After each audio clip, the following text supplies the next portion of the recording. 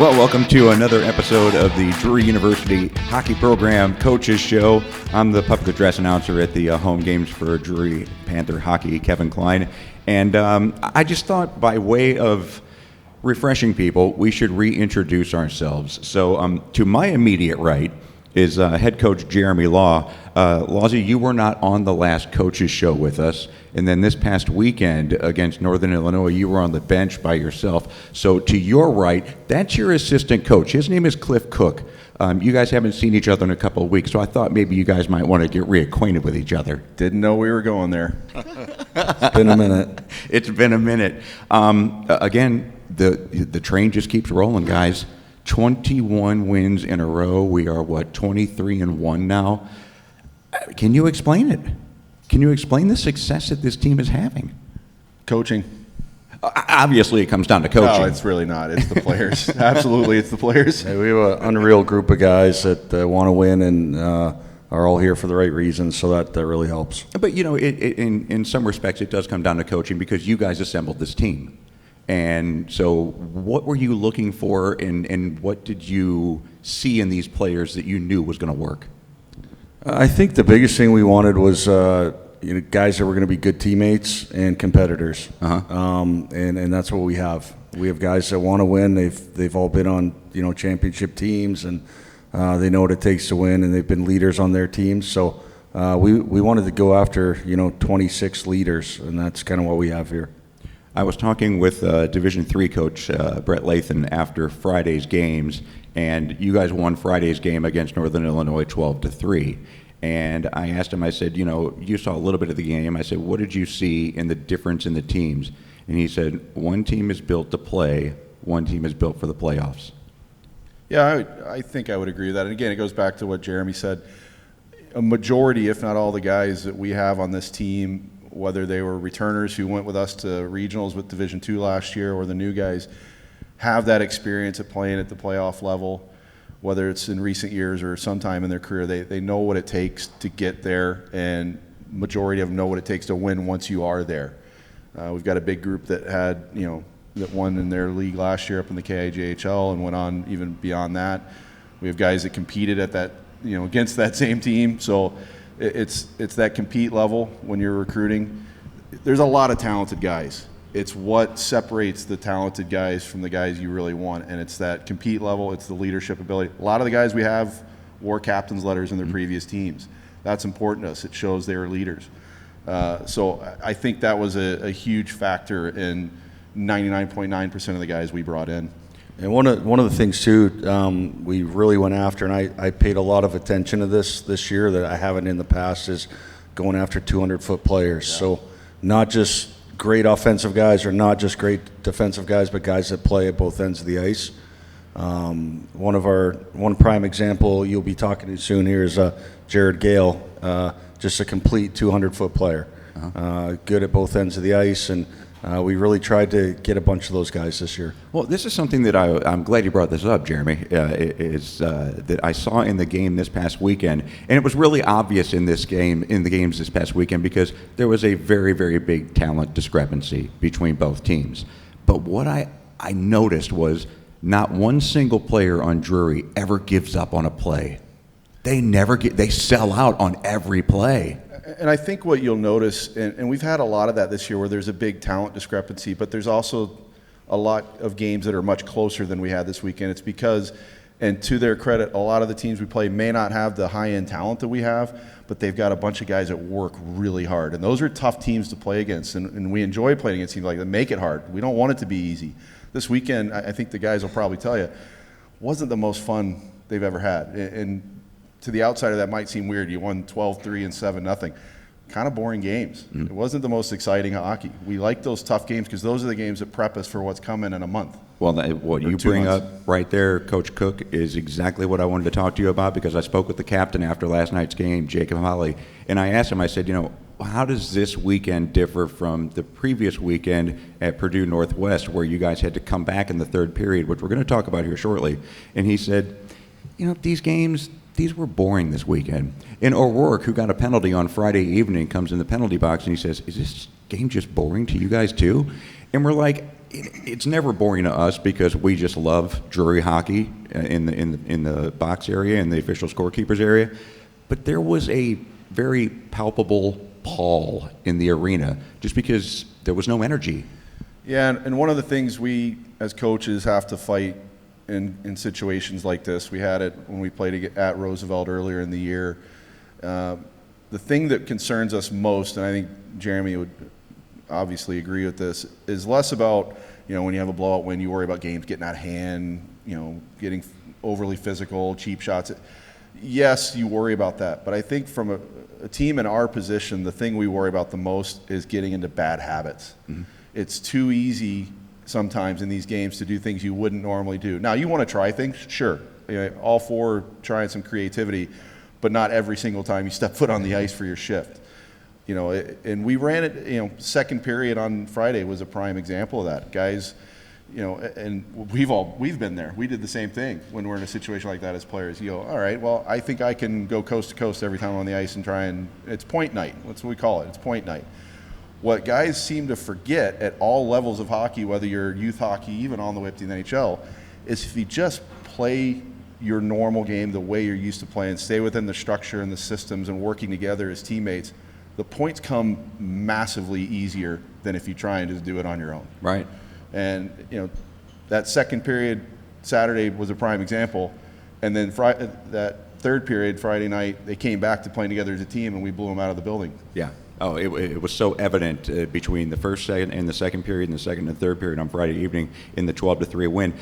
This past very last game, yesterday, because we recorded these on Sunday, 7-0 shutout victory. Brett Sweet, his second shutout of the season. The team's second shutout of the season in a row, I know. Sweeter, yeah, I got to talk to Sweeter after the game, and I said, you didn't have to face 35 shots like you did in your previous one. He only had like 18 shots or something, and he said, yeah, he goes, it was a better, easier game for me this time than the last one, but anytime you can get a shutout, that's a huge feather in the team's cap. And for goalies, those games are tough because you go stretches without facing shots, and then when the team's playing, like Cookie just mentioned, with bad habits and bad tendencies, it's not an easy game for a goaltender because we'll give up odd man rushes that we shouldn't and things like that. So yeah, he played very well last night. I don't know if you guys get an opportunity after 2 games at home to speak with the opposing coaches, but I do. I always go up to them after the end of the series and thank them for helping me with pronunciations and stuff.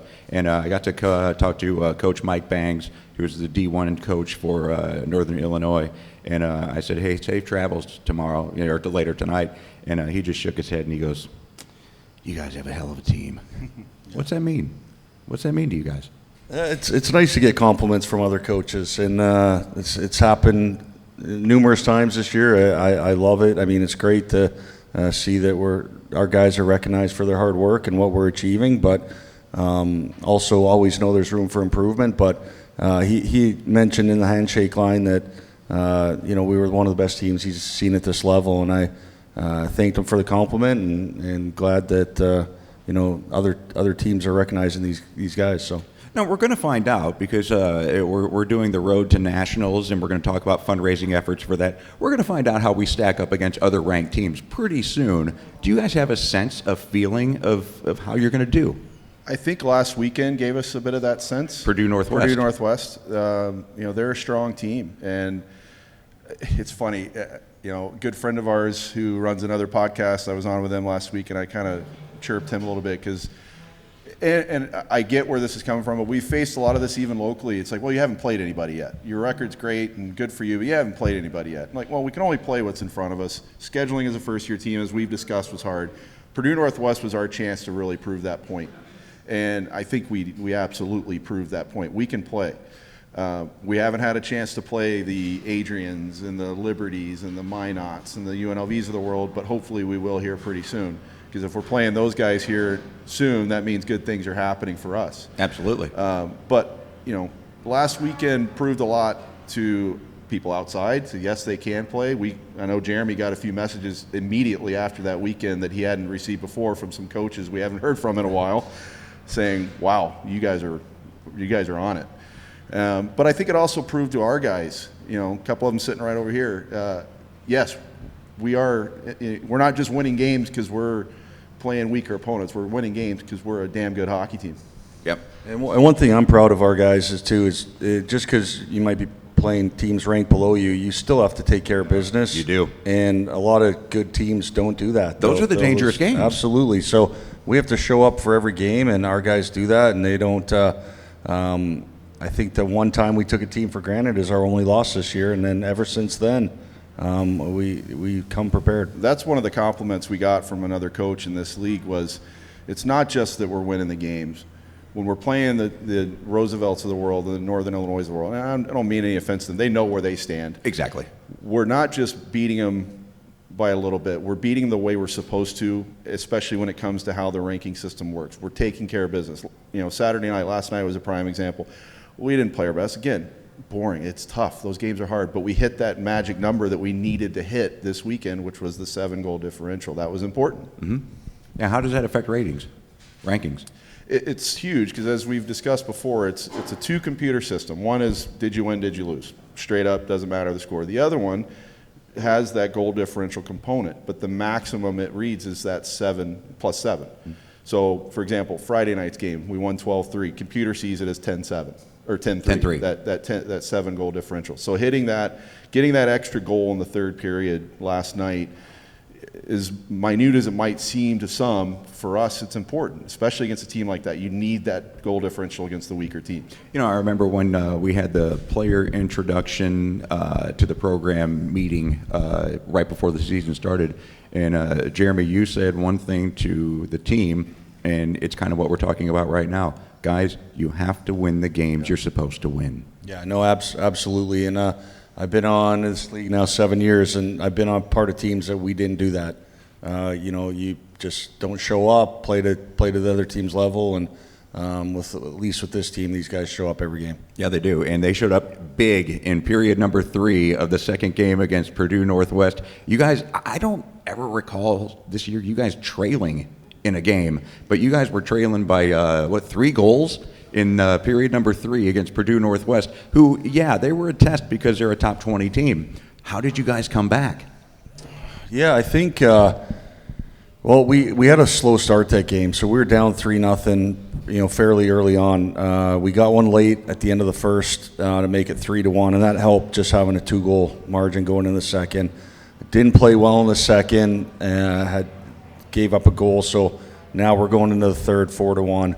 And I think our guys in the locker room, I know before I even went in there to talk to them, Jacob Hawley, our captain, came out and said, hey, we had our own little meeting, and we're on it. We're going to give it all this period, and I think everyone knows we're playing bad and we're capable of better things. So they kind of handled that as players internally. I didn't really have to do too much. I didn't come in and yell and scream at them. They're mature, and they know it needs to be done. So we came out, we scored one early to make it 4-2, and I think that gave us some life. Then we went on about a 10 to 14 minute dry spell where we weren't scoring. We were hitting posts, just missing good opportunities, and then we had an opportunity to pull our goalie and got a quick one, and I think that just boosted the mojo and gave us the momentum. So that really helped. So and I not just because he's sitting next to me and we've been close friends for a long time, I got to give this guy a lot of credit. But by that point, I had already been asked to leave the game, just to go back to the original joke from the start of this, but I was not on the bench at this point, and I'm up watching the game from the bar area through the glass, and with about just under 4 minutes to go, it was about 3:50 or so, when Jeremy pulled the goalie, my first thought was going back to the rankings conversation we just had about goal differential. I'm like, wait a minute, it's a 4-2 game. We're okay here. If we score another one, great. Let's just keep it within that small margin on goal differential. But it just goes to show what this team's all about. That's not good enough for us. This team's built to win. You pull the goalie early, very early, with a 2-goal deficit. We scored within 10 seconds of that. Yep. And then they take a penalty. Admittedly, not the greatest call in the world, but I don't think Slobo is going to complain too much because it happened to him, but it was a terrible call. Let's just call it what it is. And I'm upstairs going, yeah, there's probably a reason I'm sitting upstairs and not down there, and their coach is probably going to join me soon after that one. But we took full advantage. Jeremy pulls the goalie again. We're on the power play. And we scored another beautiful goal. 2 beautiful goals, too. It wasn't just that we tied it up. They were beautiful goals. Yeah. So it just shows the heart of this team, the character of this team, and let's face it, the guts of this guy to do it when, based on how our ranking system works, metrics might say it might not have been the best decision, but that's not what we're here for. We're here to win. Yep. And you did win that game in a shootout. The game ends up becoming a 5-4 victory for your Drury University Panther D1 hockey team. 23 and 1 right now. 23 and 1 on a 21 game winning streak. We are going to come back and have more with both coaches. Head coach Jeremy Law, assistant coach Cliff Cook. But next, we're going to meet 2 of the more prominent players on the team, one of the top scorers on the team, Jarrod Gale, and one of your best defensemen on the team, Kaden Slobodian. That's in segment number 2. Coming up next from Hold Fast Brewing as the Coaches Show rolls on right here on the Drury Panther Hockey Network. Thanks, Jeff. Thanks.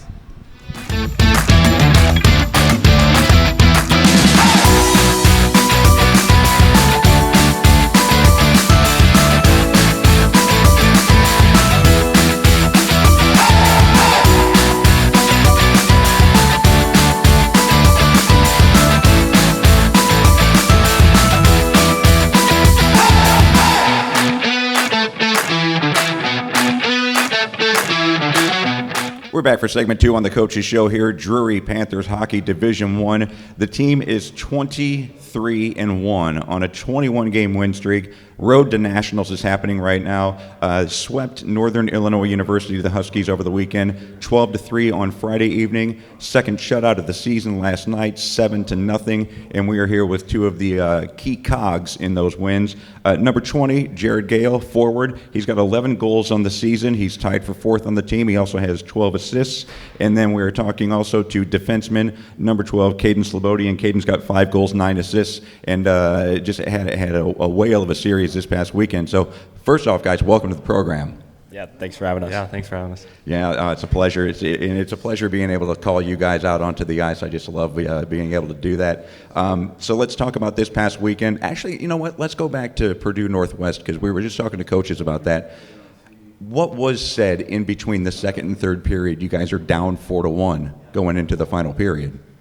Yeah, I think we just knew we had better. Like we knew we started slow, we knew we were down, and then we kind of just talked amongst ourselves that we still got this. We just need the first one, and then just get rolling from there. Yeah, definitely. Like I think there was something in the air there in that second intermission. Just something clicked, and everyone got together, and we felt good about that. Come out in the third. So do you guys want to win because you want to keep the streak going, or do you want to win just because you want to win? I think it's more of a pride thing. I think we don't really look at it as we're on this big streak. We just take one game at a time, and I think we're all competitive enough that we know that we can win and we want to win. So your captain talked to Jake Holly after the game last night, and he was talking about how much more fun that game was at Purdue Northwest. You guys are coming back from a 3-goal deficit, as opposed to this weekend when you guys are scoring 19 goals in 2 games. Why is it more fun to play in that nail-biter? Yeah, these games are tough just because, like, when you're up 5 after the first intermission, it's tough to kind of just stay in the game. Whereas when it's a tight game, you know you have to be in the moment. You know every play matters. Whereas when you're up 5-0, it's... But Jarrod, as a forward who's got 11 goals on the season, you're tied for 4th on the team. Don't you love games where you can pad stats? Yeah, I think Cookie said it best, just with the energy and everything. Like with those games that are 12-3 and 7-0, like even you come in after the period and you're in the dressing room with the guys, no one's really saying anything. We're pretty quiet, but when it's close like that, we're talking to each other, right? We're trying to think of plays, and the energy's just higher. Yeah, for sure. So, for those of us that aren't in the locker room, what's the team like? Describe the team. Go ahead. Yeah, I think it shows on the ice. We're just so tight off the ice, and I think it translates very well on the ice. You guys are both from Canada, and you guys have both played an extensive amount of select team hockey. How does this team compare to past teams you've been on? Yeah, this team is definitely better. I can tell you that for free. Is it like playing on an all-star team? Yeah, It's funny. I think they joke about it because a lot of the guys are from the KIJHL, which is the league that Slobo and I played in, and a lot of our teammates are from the KIJHL. So they like to make jokes saying that we're the all-star team from that league. Well, not only the KIJHL, but Jarrod, I mentioned earlier that I was going to try and put you on the spot here. Yeah. I'm going to right now, and you have the unique perspective. You played for Coach Jeremy Law's dad, and now you're playing for Coach Jeremy Law. So how does those coaching, how do they differ as far as coaching goes? Yeah, Ken's a great coach. I mean, it wouldn't be, if it wasn't for him, I wouldn't be here, that's for sure. But I think I like Jeremy's coaching style just a little bit more. Oh, yeah? Yeah. No, but who's a better coach? Jeremy, yeah. No, right now he is, yeah. Yeah, he's Joey Rice now. Kaden, I was doing a little bit of a research on you, and it's interesting that Cookie was talking about, when they recruit players, they're recruiting talent, but they're also recruiting character. Yeah. You've done a lot of volunteer work for food shelters and for elderly patients back home. Yeah. Where does that come from? I think it's just how I was brought up, just always kind of give back. We're kind of given this pretty good opportunity to be put on a stage, and I think it's just important to give back and show the support back to the fans and everyone else. What's the most rewarding thing you've ever received from volunteering? Probably just compliments. Yeah? Yeah, just like thanks for coming, and honestly, that's enough. Do you see yourselves as role models? I think so. Like, even going out for like the games and stuff, the kids always give us high fives, right, when we're coming out. And I think there's a week there where they actually were coming into the room and actually hanging out with us for a little bit until we got unchanged. So, yeah, for sure. I think it's cool when you guys come out for player introductions and you have one of those little ice cubs skating with you. Yeah. That's awesome. I love that. Yeah, that's awesome. I know that they get a big kick out of it, too. So we've got McKendree this coming weekend, and then you have an off weekend after that, and then on the 14th and 15th, we have another ranked team coming into town. How cool is it that you don't have to go on the road anymore this year until Nationals? Yeah, it's awesome. We make a joke about it with, we had a sleeper bus. And on the sleeper bus, there's no windows, so we call it the submarine. When we get off of it, we're just all dazed and stuff. So, yeah, happy that's over with, finally. Well, guys, it's been a pleasure watching you all season long. It's really cool that I get to call your names. I thoroughly enjoy it. And congratulations on the success you guys have already had, but to the continued success you guys are going to have on and off the ice. Thank you.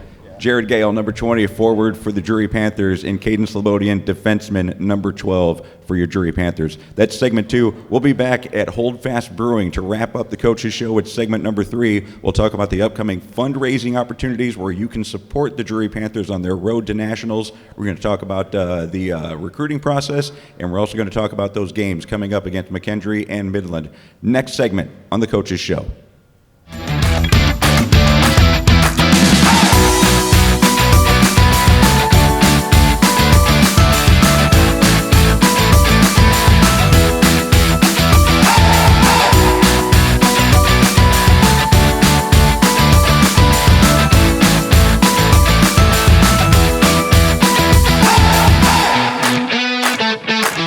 We're back at Hold Fast Brewing for segment number 3 of the Coaches Show. I'm Kevin Kline, your public address announcer for Drury University Hockey, with head coach Jeremy Law, assistant coach Cliff Cook.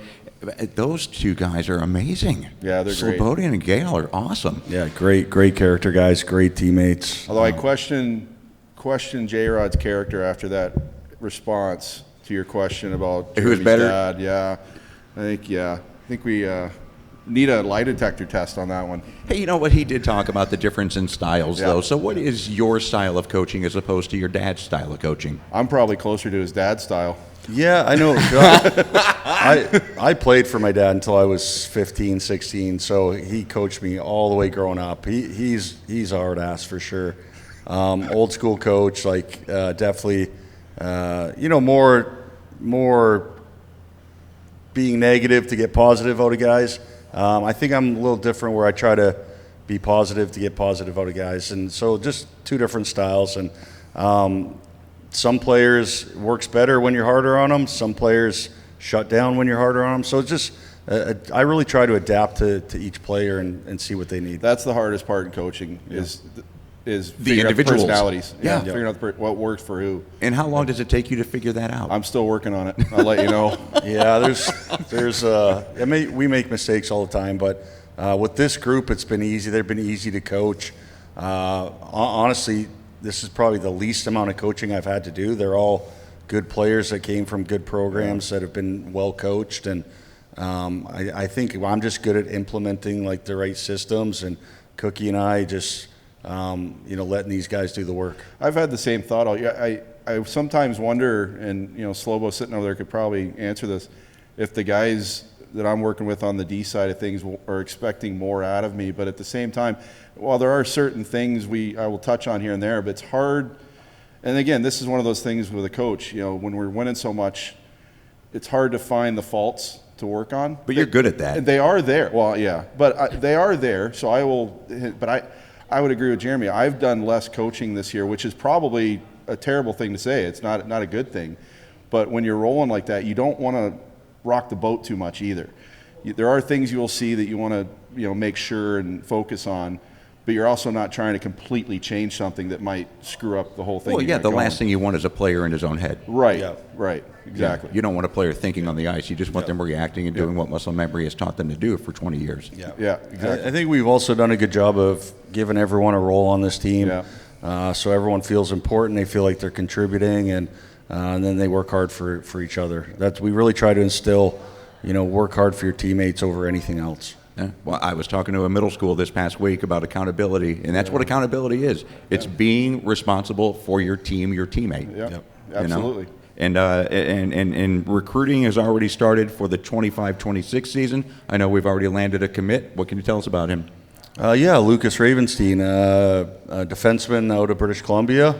We've been high on him all year, and we were happy to hear. I got the phone call a couple days ago that he had lots of offers, lots of other schools that we compete against, and he decided he wanted to come to us. So that was great. I was telling Cookie the other day, like the emails I get with us being like a number 7 team in the nation, and all the guys we have, and being the youngest team in the country right now. We have over 30 prospects to fill 3 or 4 spots. Yeah. So it's a nice luxury to have. We get to be really selective right now, and making sure we're picking the right fit. It's that good problem to have. That's a great problem to have. And we will bring in a handful of guys to fill out the roster, but you also, it's that tough scenario in hockey in particular where you don't want the elite of the elite sitting in the stands watching a game because you have 19 more elite of the elites. Like, you want to give everybody that opportunity. So that's where those role players come in that know I might be in and out of the lineup, but anytime I'm in the lineup, I'm going to be as effective as I can be. And those are the harder guys to find than the elite top-level talents. Well, and here's a scary prospect for your opponents in the coming years. We're built basically as a freshman team right now. Well, we only have Francis, who's the only senior. Just like Jeremy said, we are by class, not by age, but by class, the youngest team in the country. Wow.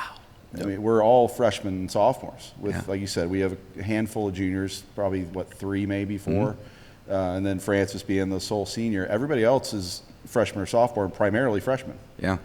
Yeah, it's exciting for sure. Very exciting. It's fun. Future's bright. The future is very bright. In the immediate future has McKendree coming to town and playing against the Panthers this coming weekend. 7 o'clock start on Friday, 6 o'clock start on Saturday over at the Stan Melton Arena at Brightspeed Ice Park. We've beaten them 4-1 and 4-1. So what can we expect in these games? No, we'll be ready for them. We'll prepare, and I know they'll play us tough. I mean, all these teams coming in now or that we're playing, they see us as a 7th-ranked team, and for them, those are big games for them.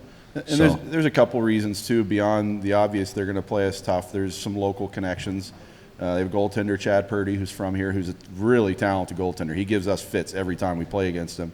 He'll have a big crowd watching him next weekend, and he'll give us everything he's got. And then obviously our former goaltender Grayson Skirpin is there. I'm going to assume he's getting one of those games, just like he did when we were up there. I'm sure he's begging his coach right now to make sure. and so he's going to try and give us everything he's got as well. But those will be tough games, and then we'll finish the weekend with an even tougher. Finish the season with an even tougher opponent. Yeah, It's Midland. going to have something to play for. Yeah, so Midland is ranked 21st right now. We're ranked 7th. We are basically assured a spot in the Yes. Nationals. Yeah, I would say so, yep. Okay, so top 20 goes to Nationals? Top 24 Okay. goes to Nationals, but then you throw in the auto bid scenario. So there's going to be some teams that are in conferences. Obviously, we're an independent, so we don't have a conference tournament or a regular season conference title holder. But if a team goes who's lower ranked and goes and wins their conference tournament out of nowhere, they will earn an auto bid. So it'll bump out. And as of today, if it started today, there'd be 3 teams knocked out. 24, 23, and 22 would all be knocked out, and auto bids would jump in. So you kind of, right as it sits right now, Midland's on that 21 spot. Like they're just hanging on to that last spot. They probably need to move up a spot or two to make sure they're safe. So they're going to come in here in a few weeks to finish the season with something huge to play for, and that's going to be actually a good thing for us. 'Cause Absolutely, it's a great playoff thing for mode. us. It's playoff mode for them, and it's going to be playoff mode for us as we're prepping for Nationals. But as we found out from Slobo and from Jarrod and from Holly after the game last night, those are the more fun games that the boys like to play. Absolutely, yeah. We want competition, and like Cookie and the boys mentioned, this wasn't that fun this weekend, but now we got some fun ones coming up. Yeah, and the fun one's coming up on February 14th and 15th, which has been dubbed officially Cliff Cook Happy Birthday Weekend. The Nationals takes money to go to. Yeah. And so we have a massive fundraising effort going on right now. Let's talk about the fundraising aspects of the Drury University hockey program that fans can support, get something out of it, and also help us with our national quest. Yeah, I think it's important to understand, and this is one of the really great things about our program as being a funded program by the university. But there are things we need to fundraise for. It's just every school or every team on campus has a similar scenario. They're fundraising constantly, and now is a big push for us as we get ready to go to Nationals to make sure we have everything we need to give these guys the best experience they can have while we're there. Yeah, well, not only the best experience, but the most relaxing. So all they have to concentrate on is going out and playing winning hockey. No, absolutely, yep. You don't want to have to go, well, where are we staying tonight? You don't want to do that. Yep. How are we getting there? That kind of stuff. So the fundraisers that are going on currently, we have a raffle that fans can participate in for the St. Louis Blues Colorado Avalanche game on Saturday, April the 6th. It's tickets in section 125, row J, seats 3 and 4. Is that available at the next game, or can we do this online? Yeah, we actually just posted it on our social media pages. There's a QR code to buy tickets. We also have a booth set up at our games where people can buy tickets, and we sold quite a few raffle tickets this weekend, so hopefully that really helps us out, and we were fortunate enough to get those tickets donated to our program, and just looking for support.